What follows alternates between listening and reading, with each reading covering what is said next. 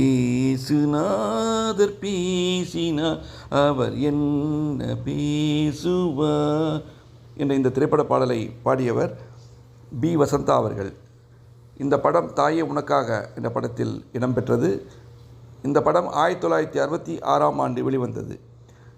இந்த பாடலை இயற்றியவர் கவியரசர் கண்ணதாசன் அவர்கள். இயக்கம் பி. புல்லையா, இசை கே.வி. மகாதேவன் அவர்கள். இதில் சிவாஜி கணேசன் அவர்களுடன் எஸ்.எஸ். ராஜேந்திரன், சிவகுமார், பத்மினி மற்றும் பலர் நடித்துள்ளனர்.